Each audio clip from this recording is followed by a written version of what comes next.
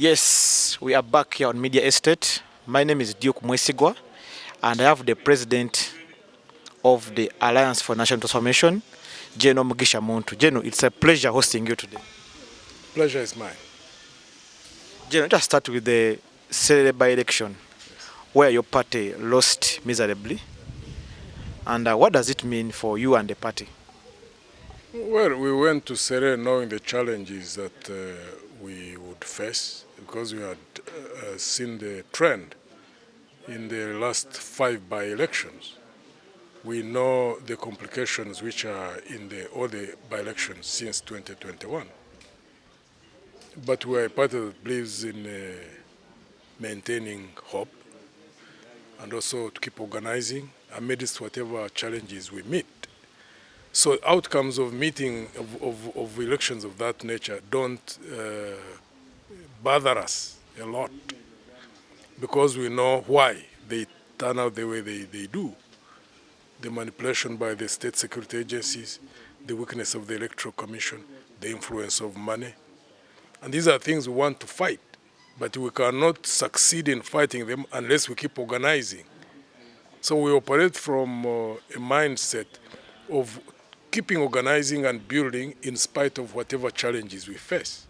So to us, we don't look at serere as a loss. We didn't get an MP, all right, but the engagement alone, the participation and the population and the maintenance of hope to us is gain. You know? Geno, let us look at the general outlook of the election in serere. The president and the chairman of the commission, they came around and said that this election has been at least okay. It doesn't have a lot of violence. What do you make of that? I would be surprised if the chairman was saying that, because I was with the chairman on about 2 of the polling stations where the RDCs using army and police overran them, but there were 15 of them. The only thing is that after those 2, they never went to any other. Even when you would call, they would not go there. Police wouldn't go there. Electoral Commission wasn't going there. So they basically abdicated their responsibility. But we also know that. Nevertheless, the only thing that Ugandans need to know about us is that we can't give up. Because see, what Gen.7 is trying to do is to do things in a way, compromise all the institutions, and cause a state of desperation in the population and a loss of hope so that people give up and say, you know what, there's nothing we can do, so let's just go on the bandwagon of looting the country and each one feathering their nests, because that's exactly where he would want this country to be, that there would be no single human being that would remain upright. Because if all of you allow yourselves to be compromised, then who's going to question the other? So you all become part of a culture. That's basically what he's trying to do, build a culture where everybody takes care of themselves and nobody cares for the other. And you're basically all on a gravy train, because that's what they are trying to do. Compromise police, compromise the military, compromise the Electoral Commission, compromise Parliament, compromising the Ministry of Justice, compromise individuals. That's why they go out to press people to keep crossing to the movement. But they forget about one thing. They have failed to read history. Change is a constant. And they are human beings who can't bow to evil. They forget that. You know? So what we see is temporary. I know many people are frustrated. They almost don't see any light amidst the darkness. We see light. And we reach that point where change will happen. And the only thing is that we keep working for ourselves as NT is keep doing everything humanly possible to ensure that we influence that inevitable change so that it is positive, rather than remaining in the vicious cycle. We have had so many changes in the last 60 years, but all of them, same result. So for us to have a different result, we must do things differently. We must have men and women who believe in integrity and governance, build them into a critical number until positive change can be delivered in this country. That's what we concentrate on. Geno, we talked to some FDC officials, and they told us that the reason why they cannot back Honorable Alice Alaso is that she's responsible for the cracks that are happening in FDC. the whole ideology of United Forces of Change, does it apply in this? Isn't it a cosmetic? Because serere now is history, so we'll keep building for the future. Serere now is history. We've learned our own lessons. I hope FDC also keeps learning its own lessons. Let's talk about the United Forces of Change. NUP endorsed Honorable Alice Alaso, and FDC failed. You leaders, don't you think that you've failed to come together to agree on certain things that... I am not worried by political parties taking different positions because it's their legitimate right. And also build differently. And our focus is also different. So we will keep doing what we have to do ourselves, guided by our own principles, guided by our own values. We are not going to tell what the other parties what to do, you know. Let them do also what they believe to be right. Time will sort all of us out, by the way. Those who do what is right will succeed. We'll keep on building influence. If you do things which are inconsistent with the building of strength as an organization, the building of hope in people, the building of trust with the population, you pay a price. You can pay a heavy price as a political organization. We keep focused on that all the time. So it's on a time which we'll make judgment, because time is neutral, it's not biased. When you do what is right, it repays you in good currency. If you do what is wrong, you'll get, you'll get banned. Yeah, you'll get banned politically. General, I want to ask you about the funding of the party. That your party doesn't have any single candidate in parliament to get that money of iPod. Where do you get the funding to make sure that all structures are funded, the candidates who are signing up are funded, even running activities of the party? Individuals. At this point in time, individuals, and at times a few organizations. Few organizations don't give us much. They only help in trainings mostly. But the day-to-day running of the organization is very difficult for us. There's no doubt about that. Again, we are people who look at building long-term. Because any success that anybody can see, whether in the economic sphere, whether on the military front, whether on the political sphere, is through long-term investments. People who are resilient, who keep building until they reach a break-even point or the turning point. So that's the mentality that drives us when we are building NT. We go through difficulties, but we know we reach a point of breakthrough. And we thank the individuals who do all the sacrifices, the individuals who give us the support. We're going to reach a point definitely where logistics and financing will cease to be such a big challenge as they are now. Geno, your strategy of building structures, yes, compared to the current situations in the country, political situations, does not allow building structures. The street people will not allow you to go down there and mobilize people for structures. No, you can't. What can you do? You can build. There's no situation that is impossible on this planet. Others would still be in Stone Age. I mean, why do dictatorships, all of them get defeated eventually? There are people who keep organizing. Because if dictatorships were the beginning and the end, then it means that we would see no progressive country on this planet, wouldn't see any democracy. But that eventually all dictatorships fail means that there are people who keep organizing in spite of whatever situation prevails. Yeah, this is no impossible situation. Basically, that's what I'm trying to say, within which you cannot organize.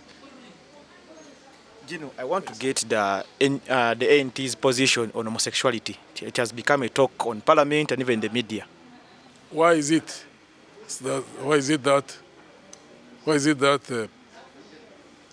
the Speaker of Parliament has granted leave to Honorable Asmani Basalirwa to go and make amendments in the bill that was there? Yes. Because schools now have homosexuality cases, yes, and the public. I want to know your position, yes, as the party president. Yes, I'm not the party president, by the way. Emmanuel Alaso is the national coordinator. I used to be the national coordinator until I ran for presidency. I held the flag of NT, and our constitution requires that the moment you hold the flag, you relinquish the party position, which I did. So I can only give you my personal views in regard to that. Two things. I think as long as a person's sexuality remains his or her private affair, I don't see any reason why anybody would be hunting down people to know are you straight, are you gay, whatever you are. That's a right of a person to be whatever they are. But there also must be no crossing of lines for there to be influence. Like when people who are gay to go like to schools and try to influence kids. That should be a no-go area. Jenny, you're saying that people should have their own rights on their sexual life. Yeah, they're in their own houses. Are you going to go into their bedrooms to know what they are? You're not going to raid people's bedrooms to know what they are. Yeah. So to me, it should be, you know, like the American Army used to have what they used to call, they used to have a policy called, it didn't matter. You could be gay, you could be straight, you just go and join the military. It didn't matter who, because they didn't care about your sexuality. But it remained private with you. You know, there's a saying that the movers of this homosexuality, they are the big donors that they fund most of the organizations here in Uganda. That's where they go wrong. Nobody should be allowed to, you know, to pump money in a country to influence the sexuality of people. Why would anybody want to do that?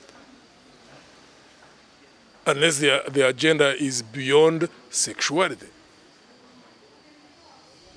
Because sexual relationships are between two individuals. So why would anybody want to, you know, build influence around that? Why would even go like the kids? I mean, kids have not reached a point of maturity where they even, you know, to start infiltrating, for example, schools, to promote a particular thinking. I think that's why you cross a line. Yeah. Once you do that, you're crossing a line. But you can't go and arrest someone because he is gay or he's straight. That one shouldn't happen. That's what they are. That's what they remain. But then it should not be imposed. Like you know, nobody should impose. You know, this has not been our culture here in the country. Yeah, I mean, you know, homosexuality is as old as history. As far back as Sodom and Gomorrah, they were homosexuals then. Even here in the African communities, you would hear, because there are also local words for homosexuality. But it would remain private. It has never been a public affair because of the nature of our traditions, the nature of our culture. So the moment you start pumping money to make it a public affair, I think that's where you cross a line. Geno, I want to get your comment on Gen Muhoozi's tweet yesterday that is going to be the president after his father. I mean, there are so many people who say they'll become president, so what's so special with Muhoozi? You can, and everybody is allowed to dream. Right? I mean, you can, anybody above 18, you can now go and interview everybody in the streets above 18, and whoever dreams to be a president has a right to say so. The issue is whether they will become. Is a totally different matter. There are different, factors in regard to becoming one. Geno, I'm posing this question in perspective that Geno has been moving around, Yes. mobilizing support, Yes. and you have seen members of the crowd standing up to his crowd. I don't agree him running all over the place when he's still in uniform. That has always by my stand. That's wrong. It's wrong. First, he's exposing himself, because if you are contradicting the law and you want to become a president of a country, so you are promoting lawlessness even before you become a president. So when you become a president, what will happen? If you don't have the sense to listen to people and say, don't do that, you are still in uniform, it basically means that he doesn't care about people. and public opinion. Maybe he wants to become law unto himself. But again, it is not him. In that regard, it is Gen. Museveni, he's the commander-in-chief. He's the one whom I normally question. Why do you leave a general of the army to run all over the place in uniform, which no other officer can do? But everything has its own time, because now he can ignore that, yes. But change happens. Whether he ignores, it doesn't, eventually change happens. This only exposes the thinking of people, that you totally disregard the law, you totally disregard a population, basically means that you don't care about what people think or what people say. All dictators do that because they think when you have an army, when you have police, you can do whatever you want to say. But where is Gaddafi? Where is Mubarak? Where is Saddam Hussein? Where is Mugabe? You know, that's the whole point. Where is Bokassa? Where is Mobutu? You know, that's the whole point. The temporary, you can think you're on the top of the world. But history resolves all these issues. That's why I never get bothered. Someone can ignore. For the time being, yes, you can feel he's on top of the world, but there's a time when you are, you know, down, under. You know. You know, people say that you guys are in the opposition are afraid of the new kid on the block. The what? New kid on the block. Yes. Gen. was that he even purports to have just a political party called National Progressive Movement. Let him get out of uniform and do whatever he wants to do. To me, that's the only issue I have with him. Just get out of the army uniform. Many sacrifices have been made by many people, soldiers. Even now, they still make those sacrifices. In the army, it's meant to be a national institution. It hasn't fully become, but we'll keep struggling until it becomes one. So he needs to recognize that. If he has gotten a sense of responsibility in his head. John, let's talk about the OPM scandal. Yes. Reports have been coming out saying that some of the ministers in the OPM have embezzled some iron sheets that were meant for Karamoja. Yes. Geno, who is the leader of the party and leader of the society, what do you make of this? It's a reflection of what is happening in the country. It's a reflection on Gen. Museveni's leadership. Because all those are below him. Many people have expectations that some action will be taken. For me, I would be shocked, actually, if he acts. Because corruption is one of the pillars of the survival of the regime. So I wouldn't see him clamping down on those who are corrupt. As long as they pay him allegiance, they will just continue working as if nothing has happened. And then at some point he can do a reshuffle, like he does reshuffles. But that he can act because they have stolen. How many anshes, Kumbe? They are over 34,000. 34,000 anshes. Compare that with 2 billion United States dollars, which you lose every year. What is 34,000? You know, because their mentality is that they don't see that as a problem. Geno, can't we blame ministers as individuals and blaming the president? He's the one who appoints them. If they had a sense of responsibility, they would resign. But if they don't, then the buck stops with the president who appoints. But it's not the first time. Men have done that and they are there serving, you know, in the cabinet. I don't think it's good. Personally, I don't think it's going to do anything about those ministers. All right, Geno, as they wind up this interview, Nigeria had an election over the weekend. Unless something happens to him and it's like the sour pour experience. Maybe if that happened. Yes, yeah, Geno, as they wind up this interview, Nigeria had an election over the weekend. Yes. And most of the opposition parties have come out to declare this election as null and void. Yes. The same thing that happens in Uganda. Yes. Should we say that elections in Africa are totally failing? They have challenges. There are few African countries that are able to manage transparent elections. Most others have still failed. Yeah. It's part of our political culture. We have to keep fighting until we change that. Yeah. Then what are the final remarks on the media estate here? Come again? What are your final remarks? What is the way forward for ANT? We can't lose hope. That's the message we keep giving Ugandans. You can't give up hope. We are better than what we see happening in our country. we need to walk in our own country with pride, equal before the law, accessing equal opportunities, having justice, having fairness and transparency in the management of national resources. So whatever difficulties we face, they are temporary. They have to change, but they cannot change by themselves. The change must be influenced. And therefore, the Ugandans who recognize that, who are bold, who believe in that, we have to keep on building our capabilities to bring around that positive change. All right, it's been Gen.Mugisha Muntu right here on Media Estate. My name is Duke Mwesigwa. Have a lovely time.